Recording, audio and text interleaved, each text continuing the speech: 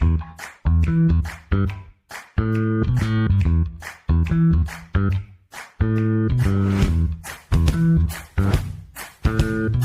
listening to the Common Fan Podcast, a Husker football podcast for the common fan, by the common fan.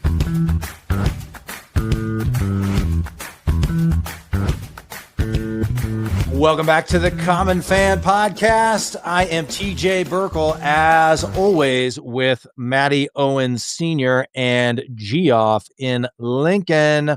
Hope all the Common fans had a very Merry Christmas. Make sure to get to the Common Fan website. Hopefully, you're taking some days off over Christmas and you're spending some time on the Common Fan website, www.commonfan.co. Subscribe on YouTube, like this episode, sign up for the free newsletter, follow all the social media accounts, and generally keep up with all the fun and frivolity of the Common Fans.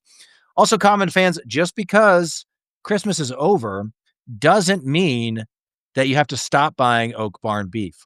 What's more Nebraskan than football and beef, after all? Oak Barn Beef is a family-owned farm right in Nebraska, shipping premium, dry-aged beef straight to doorsteps nationwide.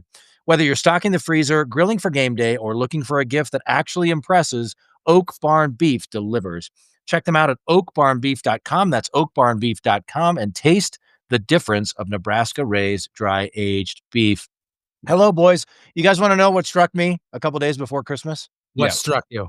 We are, and I don't want to take us down to negative town, but we are perilously close to the time of year where the only thing on SportsCenter's top 10 will be NBA and hockey highlights. Oh, it's just disgusting.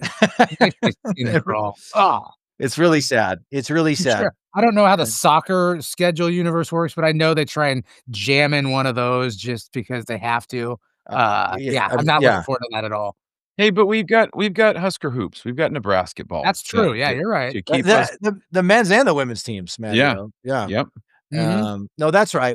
There's a lot to be happy about. And there's still plenty of football left. I mean, let's not, there's still plenty of college football and the NFL playoffs and Super Bowl and all that stuff. But it's just, you get to August and September and it's like a new birth. And then you get to January and it's like a slow and painful death. Welcome back, Common Fans. Merry Christmas to you and yours. One other thing, speaking of Christmas and television, have you ever, or do you know anyone who has ever purchased a car for someone for Christmas and put a big bow on it? No. Is that real? No. That's not real. But it's iconic. They're marketing to a very, very small group of people there. Yeah. Is it worth whatever the commercial costs to do that commercial? I thought we talked about this. Like, it's a really important life decision. And you're just surprising your spouse with a brand new vehicle. Like, did you pay cash? Did you take out a loan? How's me a car? I bought you a car. We both bought each other a car. I bought you a car. Wait, have we talked about this on this show before? I don't know if we have. I've talked about it's been this brought with up somebody. before. I know it has. It could be you guys. I'm not. I don't remember. All right. Well, very exciting things coming up, Common Fans. It is bowl week for the Nebraska Cornhuskers.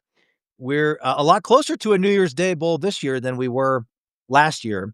And, again, we're going to talk all about some questions heading into the bowl game, some of the latest developments, all that. But I want to start with this, guys. We talked about this last year. Like, bowl season is weird right now. I feel like college football is weird right now in some ways.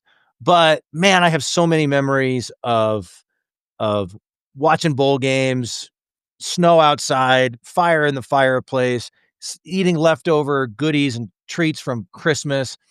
And like, it's still something special for college football. And if your team's in a bowl game, like, just embrace it, baby. Just enjoy the entire bowl experience. Can we start there? Start on a positive note? There we go. Yeah. Me and Matt were kind of chatting about it before you hopped on earlier. Like, you got the playoff now, and that absorbs a bunch of the bowl games. I know the bowl season isn't quite the same as what it used to be when we were younger, but if any of them have to survive, it's got to be the Pop-Tarts Bowl. That thing, it's fun, regardless if you have a team in it or not. Just the whole production of that thing is something that I really enjoy watching, even if I don't have a team or a dog in the fight. It's a dang spectacle. I mean, between the live Pop-Tart mascots going down in the toaster to, I just saw something that they even put sprinkles on the refs' flags. Like they showed a close-up of a flag and there's sprinkles all over the yellow flag. It's fantastic. Like that's what college football should be. Well, and that maybe the Pop-Tarts Bowl is sort of paving the way for the new era of bowl games, right? So we're like, let's just like make this a fun thing. Yeah, it's an exhibition and guys are opting out and portal and all this crap that people don't like it that's emerging in college football. And they didn't do a show. Let's just embrace this, the fun part of it and make it fun. I sent this to you guys, and maybe this is why you're talking about. I saw this tweet. I don't know who this guy is, but it's a video of 3 Pop-Tarts dancing on stage. And the guy says, I hope this video clip somehow survives societal apocalypse. Some future archaeologists find it and conclude that we must have worshipped giant, colorful, rectangle deities and once a year held a grand ceremony where we feasted on the flesh of our god. That's perfect. That's good. That's true. Oh my God. Okay, we're going to jump into 3 questions for Nebraska football heading into the Las Vegas Bowl. Before we do that, I don't want to forget. I don't want to forget. But I think we can do the questions. Then we don't want to forget the bowl pick'em. So we got to talk about. Let's do that first. Let's do that first, Maddie. Want to do that now? Yeah, go ahead.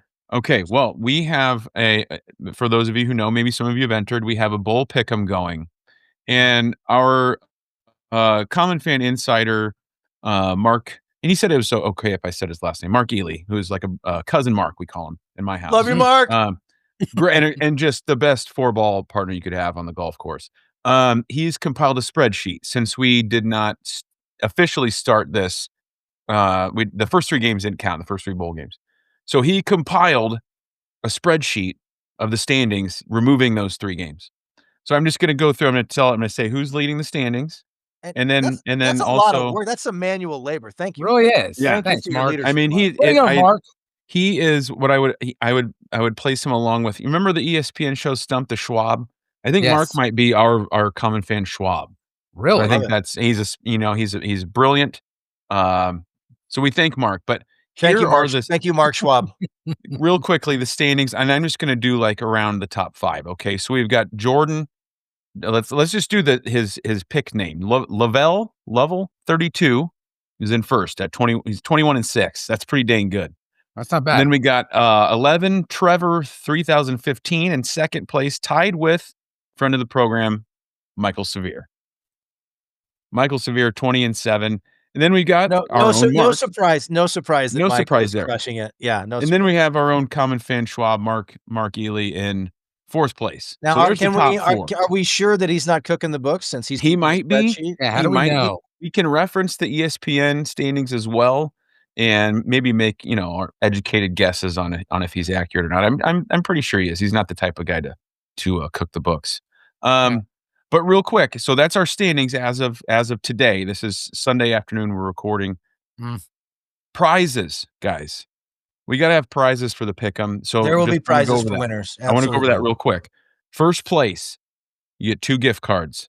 $100 gift card to Oak Barn Beef. $75 gift card to Triple B Printing. If you don't know Triple B Printing, great Husker related shirts. You're breaking up. You're breaking up, Mattio. You're breaking up. Mattio's breaking up. We'll give him a chance to. It sounds like we got some good stuff going on there. Good stuff going on. For the winner, there'll be going on there. Are you back? You're back. Am I back? Okay. I think you're back. Am I back? Now there's a little bit of a delay. Okay. Now you're back. First place, Oak Barn Beef,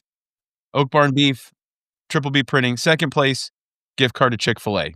Charlie Cologne, Chick-fil-A has been very supportive of the show. He's a friend of the program.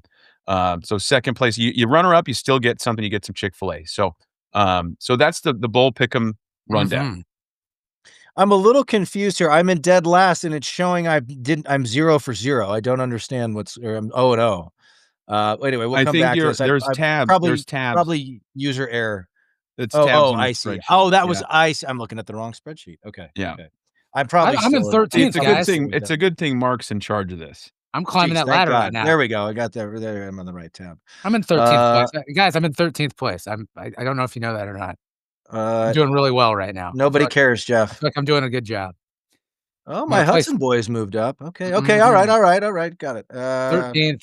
Third in our fantasy leagues right now. taking the lead, just taking Dan to the shed right now. Things are looking up for me. Take that, Dan. Take that, Dan. Happy birthday, by If the you're way. listening, Dan. Dan, friend of the program.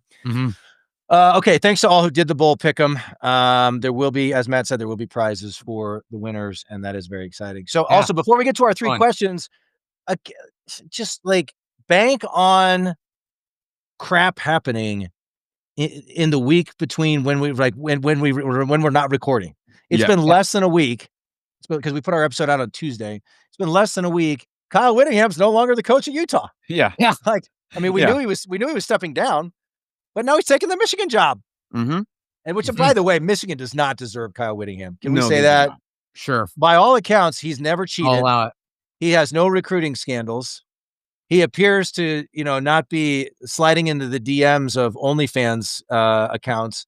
By all accounts, he's a good and decent man. Yeah, Michigan, absolutely. The Michigan Astros, the cheaters among all cheaters, does not deserve Kyle Whittingham. Yeah. And there was a post on social media, I can't remember his Twitter or Instagram, that said Kyle Whittingham follows 5 women on Instagram and is related to almost all of them. They're all fully clothed. This is a great hire for Michigan. I saw that. So I don't know, like and Utah's got a few guys opting out. Some of their guys who are projected to be some top round draft picks are opting out of the bowl game. So you never know what happens with these things. I know some Husker fans are a little negative. I picked up on some chatter, a little negativity surrounding the bowl game and a potential mismatch, but you just never know. I think the Huskers. You're already doing it, aren't you? You're already doing it. Jeff, look, I'm realistic. Would I put money on Nebraska to win right now? Probably not. Yeah. But I'm not going to go into this bowl game just dour and negative and thinking like it's over before it starts. Okay, that's fine. I'd take the points. I'd take the 14. Is that what it is? That's not a terrible bet. Yeah, it got all the way up to 16.5 at one point. Now it's at 14 in a bowl game. I didn't know where the degenerate gamblers stood, but I just meant like straight up. Yeah, straight up. I don't know about that. Yeah. All right, we're gonna jump into sort of 3 questions surrounding Nebraska football going into the bowl game. Did you guys have anything else? No, I just wanted to make sure we talked about the pick'em, got that covered. Yeah, thanks again to Mark Ely, friend of the program. Really appreciate it. Thanks to all who participated. This was lots of fun. We threw it together last minute under Mark's leadership, really. Next year we'll have a better handle on it and be more prepared. We'll be on and hopefully get more people. So, all right, guys. First question is, what should we expect from TJ Lateef? And I open this to the group for discussion. Matt Rhule spoke to the media in the last day or two, said that Lateef is ready to roll. He's going full speed. Evan Bland had an article in the Omaha World Herald, another friend of the program, who basically said, you know, watching him practice, you can't really see any signs of the rust or the injury. Looks smooth, looks explosive. What do you guys think is realistic to expect from TJ Lateef? Because an interesting thing to ponder here is, even before he had the hamstring injury against Iowa, I think we all expected him to be running a little more than what we saw. We saw him run a little bit in the UCLA games, kind of the high water mark for Lateef in his young career so far. Really didn't seem to do nearly as much against Penn State. Maybe that was by design. Maybe that was under the direction of the coaching staff. What do you guys think we're going to see from Lateef? And Jeff, as president of the TJ Lateef fan club, why don't you start us off? Well, I thank you for calling me by my title. I think we'll You're welcome. Thank you. I don't know. You're right. The rust been gone for a while. The hamstring issue. There's reasons to think that maybe he wouldn't be as sharp as. He wasn't sharp in the last 2 games, anyways. But I think we'll see some good things here. I feel like they're going to set something up for him that's maybe going to make him comfortable. That features his skill talent. Hopefully, we'll see him run the ball a little bit more, because I still feel like we haven't gotten a true image or view of what he's capable of when he can get loose. So I think the way we have things going right now, he'll show us what he's got, and I think we're going to see a lot of him running all over the field. Love it. Mario? I think what we should, first of all, I don't think we should expect greatness by any means, but I think we can expect him to do just enough, right? Like the UCLA game as kind of a barometer for what he can be, I think, is not necessarily a focal point of the offense, but distributing the ball, taking what the defense gives him, and doing that. Because to me, that's kind of how we beat UCLA, and he was great in doing that. I don't think we can put too much on him in the Penn State and Iowa games. Like, I think we just got so far behind the sticks against Penn State and couldn't stop him on D, and obviously he was hurt in the Iowa game. So I'm excited to see what he can do, and I hope they have at least just a few design runs for him as part of the offensive package. Because I really do think like that moving forward. I do think we have to kind of go that route with a quarterback that can run. I've been watching some bowl games, and you watch even these teams. These guys aren't super dynamic runners. You see guys just being tough and being gritty. Like I was watching the Minnesota New Mexico game the other night, and the New Mexico quarterback was just getting 8, 9 tough yards, and it's just moving the chains. So I don't think we need some guy like a Taylor Martinez that's going to be busting 70, 80 yarders. But if we can have a guy that can get 10 when we need it, it's going to be huge. For sure. Yeah, I totally agree. We've talked about this many times, especially in the college game. You've got to have somebody who can run a little bit, right? And and you can factor that into your offense. I would also just a reminder for all the Common fans out there, like Lateef, I think according to Rhule, he hurt the hamstring in the first quarter of the Iowa game. But remember, he had some great throws in that game. Really great throws. The one to Quinn Clark in the end zone absolutely should have been a touchdown. Clark mistimed his jump. The one to Dane Key, I think that was right before halftime, where they threw it up once to kind of try to see if they could get something going. Should have been caught by Dane Key. Yeah. And so Lateef's got that in the golf bag, so to speak. He's got that club in the golf bag. Now we've seen him sail some throws too. I think that's, inconsistency that you might expect from a true freshman. What I hope more than anything is, the coaches seem to be embracing the bowl game and the bowl atmosphere. Side note, did anybody see Matt Rhule? What do you even call it? Flying across the sky. What was that? What do you call that thing? Zip line. Yeah. Ziplining across the sky. So pretty funny. But Rhule commented that the team got off the plane and went straight to practice. This is a football trip. This is a business trip, right? And so I hope that the coaching staff is taking the month in between the end of the season and bowl game to let's just open it up and have a little fun. Let's mix in a few trick plays.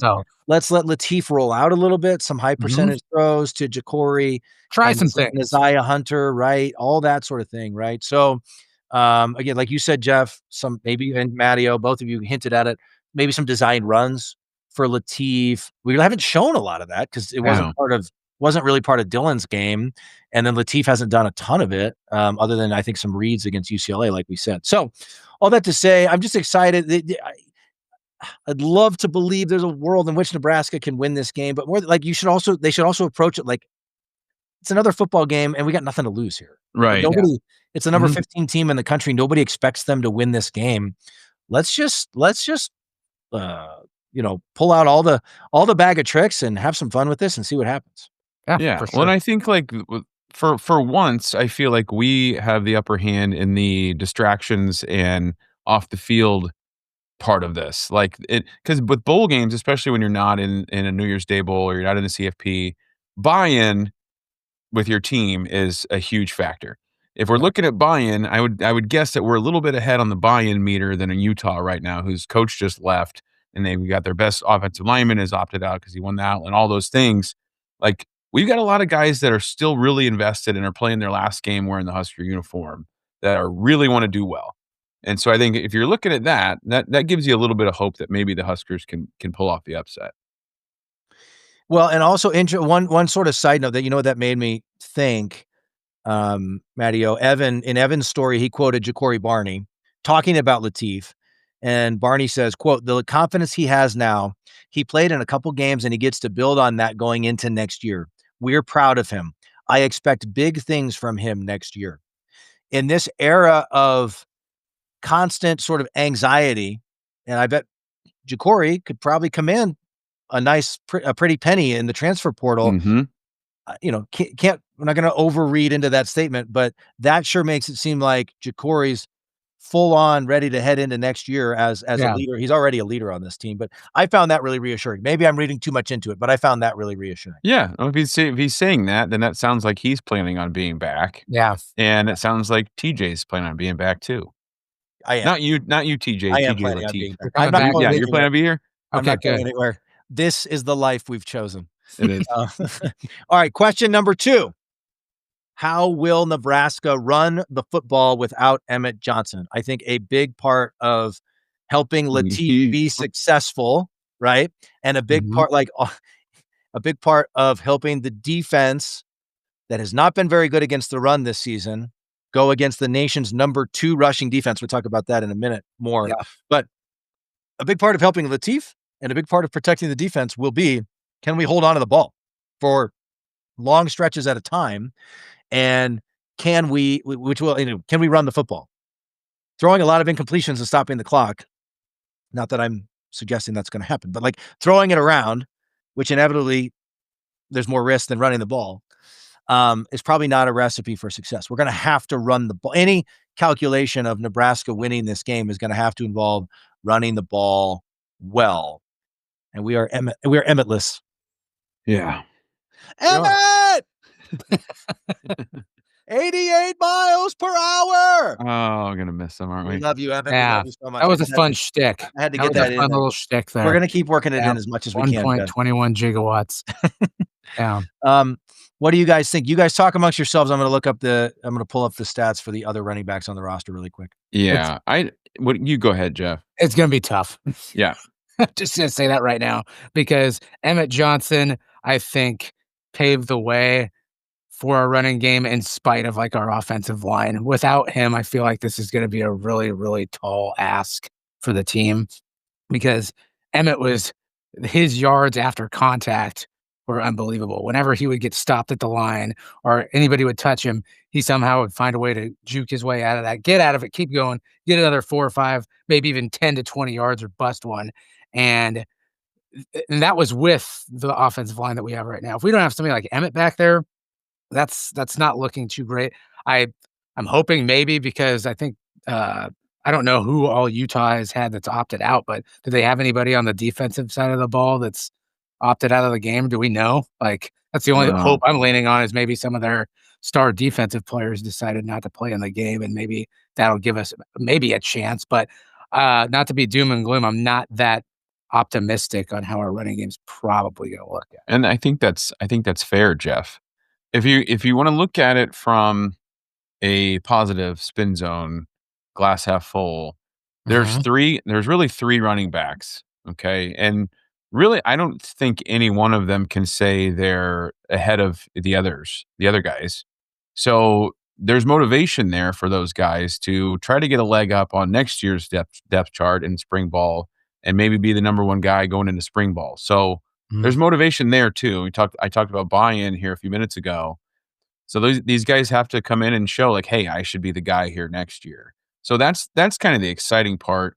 And if we're guessing, I think in terms of explosiveness, I kind of like what Mosey could be. I've seen these nice little bursts and on the few carries that he's had. He could be a kind of a home run hitter. Nelson's tough. Ives is tough. It's just one of them's got to I think kind of get a few more carries. We haven't seen these guys run the ball very much. And that's fine because we had Emmett and he was getting all the carries.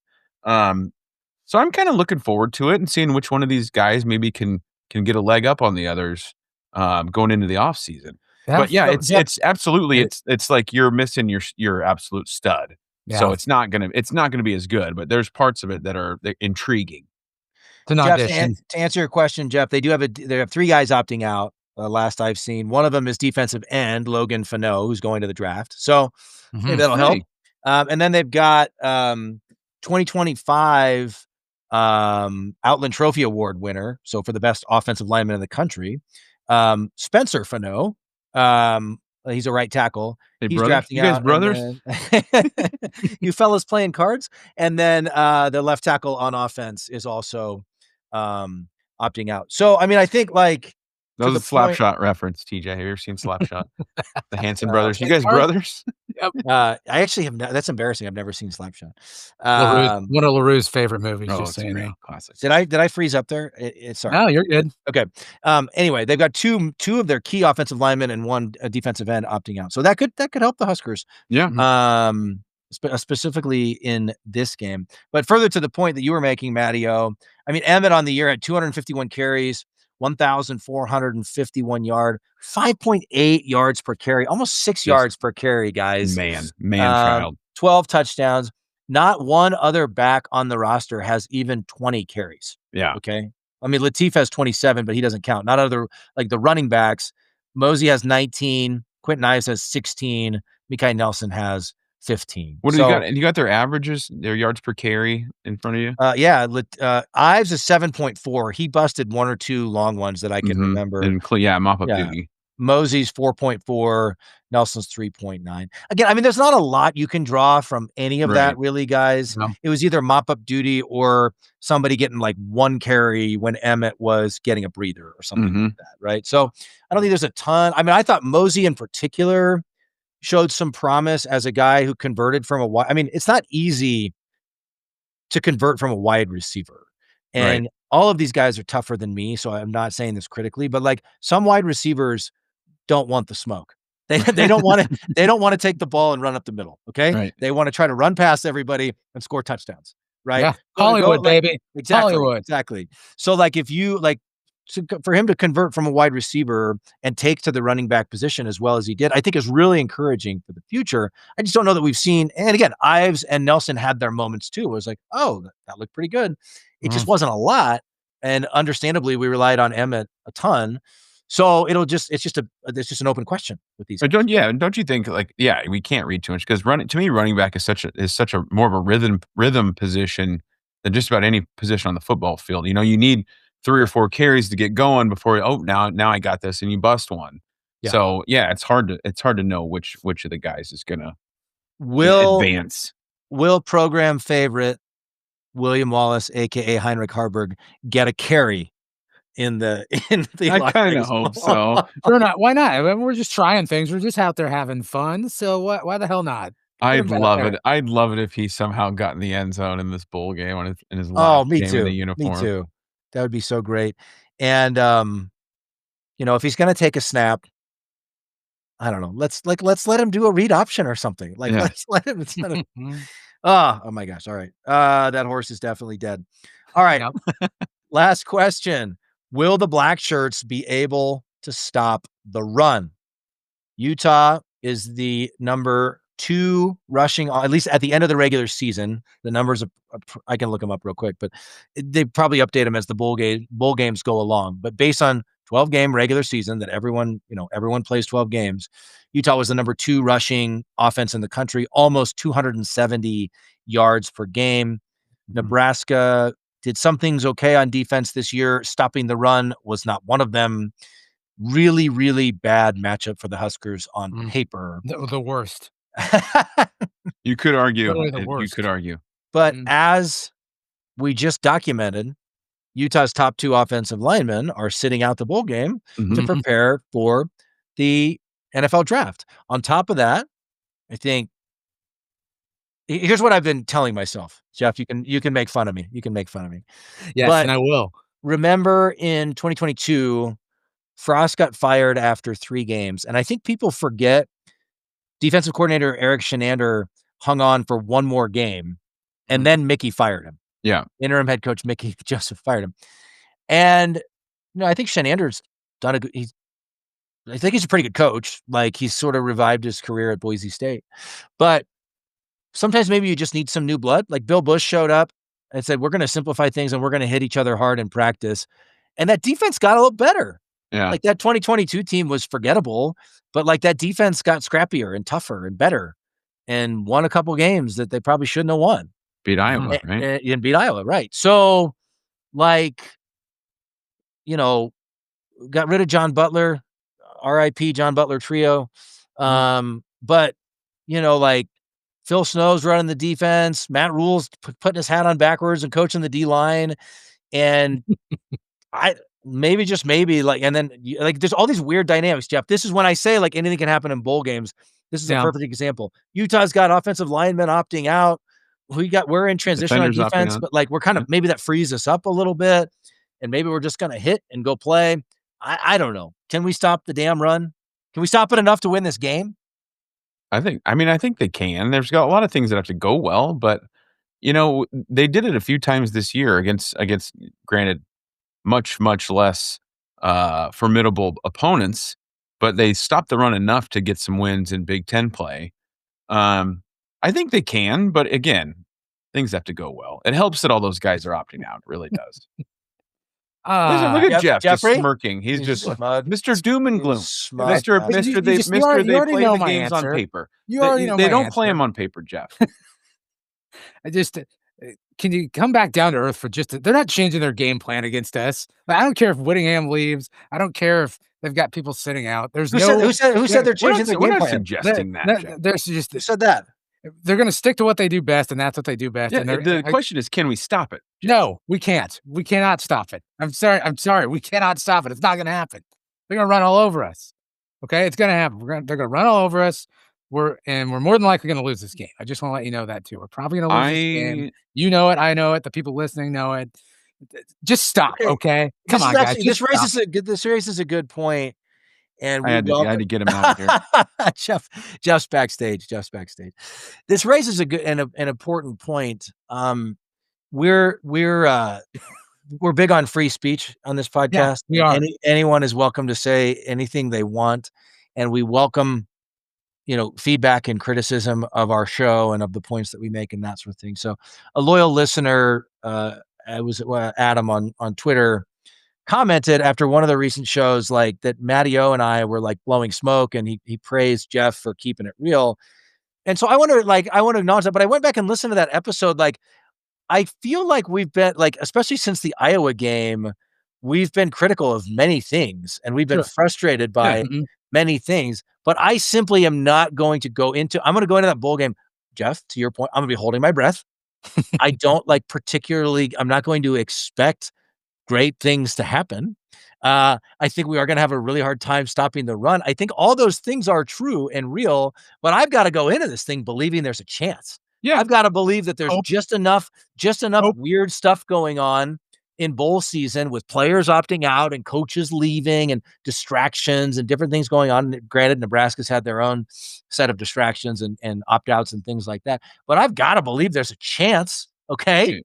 I've got to believe that we can win this game, and I'm going to do everything I then believe that. And no one's stopping you from believing that. I'm just telling you that it's a little absurd to think that we have any sort of chance of in one game after the. We have no chance. We have no chance. You're saying it's a very small chance. You know what, Jeff? There's not arguably the worst part of our game. Arguably the worst part of our game, and now we're already talking ourselves into the best rushing offense in the country. We might be able to handle this one. We might be able to handle it. You know what? You communist sympathizer. I'm glad the 1980 U.S. Olympic hockey team didn't just mail it in and say, you know what, we have no chance. No chance. Why don't we just let the Russians go home? Beat up on us. Let's just go home. I'm really glad they came. They showed up and played the game. Jeff, Geoff and Lincoln. Yeah. Hey, Jeff, the world needs cowards too. It's fine. Walk away. Don't be afraid to opt out of that bowl. Insurmountable odds. Let's just give up. Opt out. Opt out if you can. It's not too late. You know what else, Jeff? We just the family and I just watched The Young Woman in the Sea, about the first woman to swim across the English Channel. Really inspiring. Not familiar with that. Really inspiring stuff. I recommend it, by the way. Another one of my favorite movies is Seabiscuit, about the horse Seabiscuit. I used to have a truck that I called Seabiscuit. In any event, like, there's a reason you show up and play the game. And I don't want to, this is not David and Goliath. Yes, Utah is the better team by many. You're leaving out Rudy then if you're going to do this underdogs shit. Yeah. Don't. Joe Montana said Rudy was a fraud. Anyway, Rudy is a fraud. All that to say, I think we're appropriately realistic. I'm going to be holding my breath the entire game. I'm not going into this thing saying, well, I'm going to be surprised. You're not going in expecting to win. Yeah. But I'm hoping, like, maybe the ball bounces our way just enough Maybe times. it will. Yeah. Maybe it will. Yeah. I wouldn't count on it, though. That's all I'm saying. Jeez. Yes, we know. That's what you're saying, Jeff. Oh, my goodness. All right. You know, Happy Jeff, New Year. Happy New Year indeed. we're going to have the happiest Christmas. You know, Jeff, let's turn to Scripture. The light shines in the darkness, and the darkness has not overcome it. Okay? Amen. Who said that? Who said that? Is that Jesus? It's the Gospel of John. Oh, okay. Jeffrey. Did you listen to the Gospel on Christmas I- Day? I'm guessing you Was didn't. that Jesus? I'm guessing you didn't. Anyway, Who said that? Was it Jesus? the darkness has not overcome Nebraska football. We will prevail. We will overcome. That's right. That's the message we're leaving you with. My God, have we derailed? That happens. All right. Let's bring it back home. Let's bring it back home. Okay. Any final thoughts from the common fans? I think let's finish where we started. Like, it's a bowl game. Yeah. People, I think appropriately, understandably, it's going to be an off season to stick with Scripture of gnashing of teeth, right? Yeah. Like, it's going to be an off season of questions. It's going to be an off season of people feeling uncertain. No matter what happens, even if we win this thing, there's going to be, it was because of the opt-outs. It was because of this.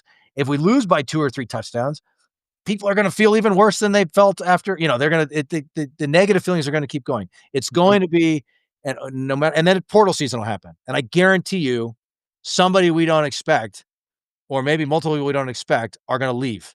It's just going to happen. Definitely happening too. Right? Yeah. And so there's going to be a lot of uncertainty and a ton of questions that are not going to get answered until August. Yeah. Right? That's real talk for you, Jeffrey. Well, but I'm going to, in the meantime, I'm going to embrace this bowl game. I'm going to run headlong into the bowl game, and I'm going to believe that the Huskers can win this thing. Yeah. Right? Okay, fine. I'm not stopping you from believing these things. I'm living in the real world, and you're out there somewhere. I don't even know where you're at right now, but you're out there somewhere. Don't you pigeonhole me. I will say this, though, just to keep it on a positive note, the bowl game itself, I don't mind it. Like the Las Vegas Bowl, it's a cool destination. We saw Matt Rhule on the zip line. That was neat. I mean, they get to play at Allegiant, the Death Star. The Death Star. That's a cool ass stadium. Yeah. Like, so that'll be fun. Like, I like that stuff. It'll be a fun bowl game to watch. No, it's on New Year's Eve.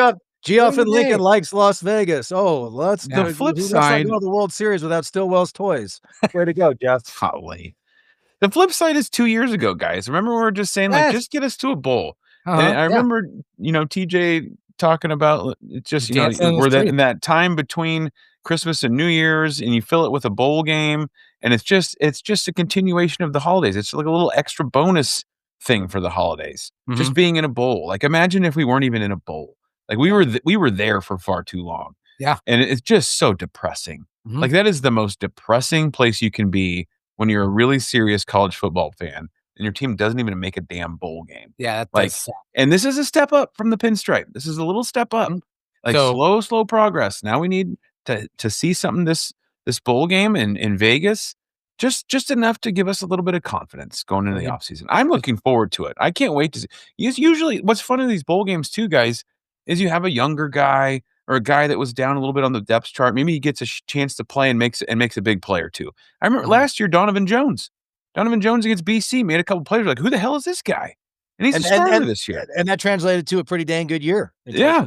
That's the fun part for me of these bowl games now. Even when it's like, it doesn't matter if we win or lose. To me, it does matter for all the reasons you just described. If we get blown out, this is like, we're going to be pretty depressed for a little while until maybe we get some big news in the portal or new coaches, whatever it might be. But it is important, and I like that. I like that it means a little bit of something. Looking forward to it, guys. Jeffrey, you had something to say? No, I was just going to say that enjoy it while it lasts, because the way things are going right now, the bowl experience is I hate to bring it to you, it's going to go away eventually. Like this.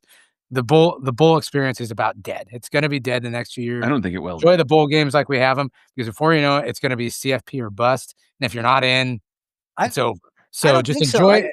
I could see a reduction in bowl games.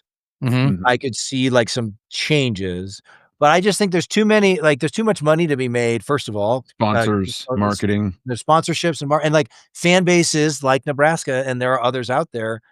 Will travel to these things. Yeah, we're not ready for it to be done. Like pick a warm location, and your team's playing, and it's a fun New Year's trip. There's a lot of fan bases who will travel for that. So I agree there could be changes coming.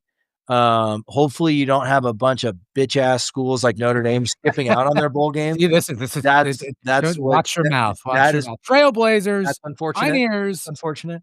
Putting away. That's what we want the next generation to look at. Hey, we didn't get our way. Let's just not play. We're going to take our ball and go home. Now. They're standing up to the CFIC. I thought for sure you guys are you aligned with the CFIC now? The College Football Industrial Complex? The College Football Industrial Complex basically works for Notre Dame. Their headquarters is in South Bend. That's a bunch of malarkey. Their headquarters is in South Bend. I don't want to hear that. Most overrated team of the last century. Oh, that's enough. Right? All right. Yeah. They had I'm not even going to get into it. Patriots. Oh, give me a break. God bless them. You and you're full of defeatism, Jeff. You are full of defeatism. No. Yes, you Next are. Year. Yes, Next year. You know what happened, TJ? You know what happened? I don't think Jeff got the video games that he wanted for Christmas. And that's what I think this is. I think he's upset. Yeah. Yes, Virginia. Lucky. I got some awesome Notre Dame hats, and I was going to wear one today. But I restrained myself. I want to be humble, and so there. I didn't. Wow. What? Thanks for doing this. We really appreciate it, Jeff. Yeah. Thanks for doing that for us. You're welcome. Yeah, I did it for you guys and all of our listeners and watchers and viewers. I did it for all of you. I love you all. Any complaints about Geoff and Langenberg's takes can be sent to commonfangbr@gmail.com. If you have any complaints about Jeff, remember that's the email address. Commonfangbr. I'm just keeping it real, and people like gmail.com. People like the reality. Follow us on Twitter. Find us on YouTube. Complain about Jeff any way you choose. Poll question: do you like Jeff's Notre Dame takes? Yes or no? Poll question: let us know. Do you like Jeff? Yes or no? Period. We've actually taken to on our text chain with the three of us. If Matt or I is annoyed with Jeff, we'll start spelling his name Jeff. And I find it very really gets under his skin. Oh yeah, and that's very offensive. So everyone on Twitter, if you want to tweet it, you got to get the soft G. Start tweeting at Jeff. All right, Common fans, this was a fun one. Getting ready for a bowl game. Enjoy it. Merry Christmas, everyone. Have a great New Year's Eve, a great New Year's Day. Enjoy what's left of this holiday season. And more than anything else, enjoy the bowl game. Let's go, Big Red. Am I right? Red. Let's go. GBR. Let's find a way. Let's find a way to get the W. All right, Common fans, be kind to each other. We'll be back at you after the bowl game and likely not until the new year, but still soon enough. We'll be back at you soon. In the meantime, as always, GBR for life. Holy moly! Man, woman, and child did that. Put them in the aisles.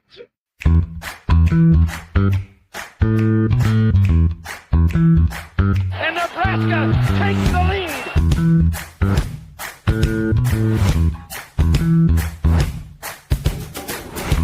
And the national championship is Nebraska.